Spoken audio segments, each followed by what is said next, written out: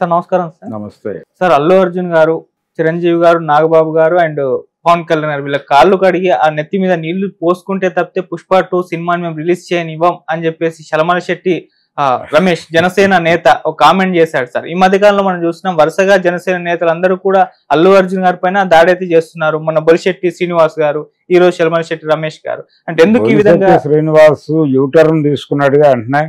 అవును, అది ఆయన చేసిన మాటలు కౌంటర్ ఇచ్చాను అన్నట్టుగా మాట్లాడారు. ఇంకోసారి మాట్లాడితే కౌంటర్ ఇస్తాను అంటున్నాడు తప్ప మాట్లాడను అన్నాడు. అలాగే ఇంకొక కీలకమైన మాట చెప్పాడు అతను. అదేంటంటే అల్లు అర్జున్ తో నాకు పర్సనల్ గా ఏ రకమైనటువంటి విభేదాలు లేవు అని కూడా చెప్పాడు. అది కీలకం ఆ ప్రకటనలో. అంటే పైనుంచి ఏదో ఒక అక్షింతలు పడిన పరిస్థితి అయితే కనిపిస్తోంది. ఈ విషయంలో మరి ఓవర్ గా స్పందించకండి అని. జనసేన పార్టీకి సంబంధం లేని గొడవ ఇది. జనసేన దీనిలో ఇన్వాల్వ్ అయితే అది ఇబ్బందికరమే. ఇప్పుడు జనసేన ఇన్వాల్వ్ అవటం మొదలైన తర్వాత వైసీపీ అల్లు అర్జున్ ని ఓన్ చేసుకోవడం మొదలుపెట్టింది. అల్లు అర్జున్ కోసం ఏం చేయడానికైనా మేము సిద్ధమే అని మాట్లాడుతున్నారు. నాగబాబు క్షమాపణ చెప్పాలంటున్నారు. నాగబాబు అల్లు అర్జున్ కి క్షమాపణ చెప్పాలని వైసీపీ డిమాండ్ చేస్తోంది. ఇది ఒక కీలకమైన పరిణామం. అందుకని ఇక్కడ ఇద్దరు కనిపిస్తారు, అల్లు అర్జున్, ఎన్టీఆర్. వీళ్ళిద్దరిని ఓన్ చేసుకునే ప్రయత్నం వైసీపీ చేస్తోంది. ఎన్టీఆర్ మీద దుప్పటేసే ప్రయత్నం చాలా చేశారు వాళ్ళు. ఆయన అటు కాకుండా ఇటు కాకుండా అలా తనదైన లౌక్యాన్ని ప్రదర్శిస్తూ కథ నడుపుతున్నాడు. అతనికంటే డిఫరెంట్ పొజిషన్ అర్జున్ది. సో ఇప్పుడు అల్లు అర్జున్ మీద దుప్పటేసే ప్రయత్నం వైసీపీ చేస్తోంది. దీన్ని గుర్తించాలి వాళ్ళు. ఆల్రెడీ గుర్తించారు. అందుకని అంటే అరవింద్ గారు ఉండగా జరగదు అది ఎలాగూ. కాకపోతే ఒక జాగ్రత్త, ఒక కేర్ తీసుకునే ప్రయత్నం. ఈ అతి చేయటం అనేది ఇబ్బందికరం. ఇక్కడ చిరంజీవి గారు స్పందించలా ఇప్పటి వరకు. ఆయన చాలా సాధారణ పద్ధతుల్లోనే ప్రవర్తిస్తున్నాడు. అరవింద్ గారు ఎక్కడా మాట్లాడట్లేదు. వాళ్ళ మధ్యలో గ్యాప్స్ ఉన్నాయని అనుకోని అక్కర్లేదు. అయితే ఎవరి వ్యాపారాలు వారివి, ఎవరి వ్యవహారాలు వారివి అనేది అంగీకరించాలి ఎవరైనా. అల్లు అనేది ఒక బ్రాండ్ అని ఎవరైనా అంగీకరించి తీరాలి. ఎందుకంటే చిరంజీవి గారు ఇండస్ట్రీకి వచ్చేసరికి వాళ్ళకి 5 శతదినోత్సవ చిత్రాలు ఉన్నాయనే విషయాన్ని గుర్తించాలి.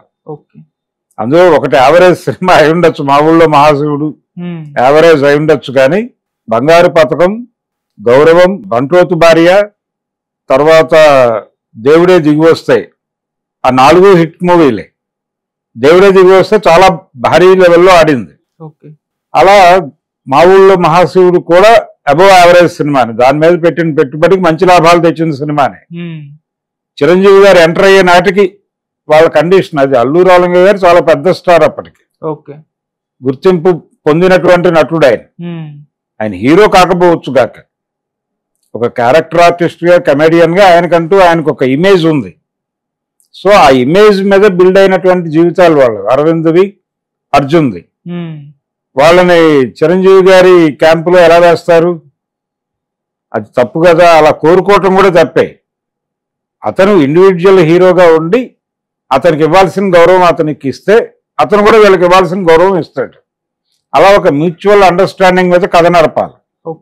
ఇప్పుడు ఆ రోజున కూడా ఎందుకన్నాడు ఆ మాట అతను?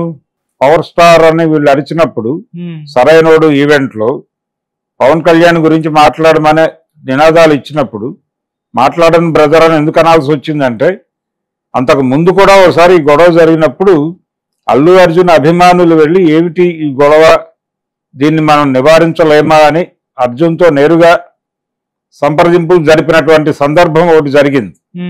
అందుకని ఆయన మాట అన్నాడు ఆ రోజు. అలాగని పవన్ కళ్యాణ్ని కానీ లేకపోతే చిరంజీవిని కానీ వ్యక్తిగతంగా క్రిటిసైజ్ చేసిన సందర్భాలు ఏమీ లేవు. అల్లు అర్జున్ పవన్ కళ్యాణ్ని గెలిపించమని ట్వీట్ చేశాడు. అలాగే శిల్పారవిని గెలిపించమని ట్వీట్ చేసుంటే మేము ఇంత దాకా వచ్చేవాళ్ళం కాదు అని ఒక స్థాయి జనసేన నాయకులు మాట్లాడుతున్నారు మీడియాలోకి వచ్చి. అతని ఆ స్నేహబంధంతో వెళ్ళాడు అక్కడికి. పవన్ కళ్యాణ్ జగన్మోహన్ రెడ్డిని తిడుతుండగానే చిరంజీవి గారు వెళ్ళి జగన్మోహన్ రెడ్డిని కలిశారుగా. మరి చిరంజీవిని ఎందుకు ట్రాల్ చేయట్లా? అల్లు అర్జున్ ఎందుకు టార్గెట్ చేస్తున్నారు? చిరంజీవి పైగా జగన్మోహన్ రెడ్డి పాలన బాగుందని ఒక కితాబు కూడా ఇచ్చాడు. ఇంకా ఇతను జగన్మోహన్ రెడ్డి పేరు మాట్లాడాల. మరి చిరంజీవిని ఎందుకు మోస్తున్నారు మీరు ఇంకా? అది టోటల్ వ్యవహారంలో అభిమానులు పడుతున్న ఘర్షణ తప్ప వాళ్ళకి క్లారిటీ ఉంది. కాకపోతే మధ్య మధ్యలో ఆ పెట్రోల్ మండుతోంది. ఓ దశలో నాగబాబు గారు పెట్రోల్ వేశారు, ఆ తర్వాత స్వయంగా పవన్ కళ్యాణే పెట్రోల్ వేశాడు. ఇప్పుడు లేటెస్ట్ గా అల్లు అర్జున్ పెట్రోల్ పోసాడు. ఇది మేబీ కొనసాగొచ్చు, కొంతకాలం కొనసాగుతుంది. ఇది మంచిదే అనుకుంటూ ఉండుండొచ్చు. పుష్ప ప్రమోషనల్ యాక్టివిటీలో భాగంగా అని కూడా అనుకుంటూ ఉండుండొచ్చు.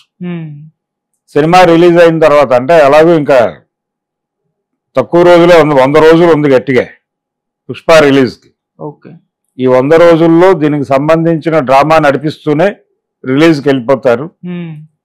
వీళ్ళు రిలీజ్ కానివ్వము అనటము, ఇదంతా వివాదం మంచిదే కదా సినిమాకి, ప్రమోషన్కి ఉపయోగపడే అంశం. కాబట్టి వీళ్ళు సినిమాని ఆపేస్తాము, ఆడనివ్వం, థియేటర్ల మీద దాడులు చేస్తాం అంటే వీళ్ళకే నష్టం. ఆ నష్టాన్ని గుర్తెరిగి ముందే ఆపేస్తుందా జనసేన, లేకపోతే వివాదం కొనసాగినా మంచిదే ఆగిపోయినా మంచిదే అన్నట్టుగా ఉన్నారు వాళ్ళు. ఇప్పుడు టోటల్ గేమ్ అంతా జనసేన దగ్గర ఉంది, మెగా కాంపౌండ్ లో కేంద్రీకృతమై ఉంది. వాళ్ళకేం సంబంధం లేదు, వాళ్ళకి జరిగినా మంచిదే జరగకపోయినా మంచిదే.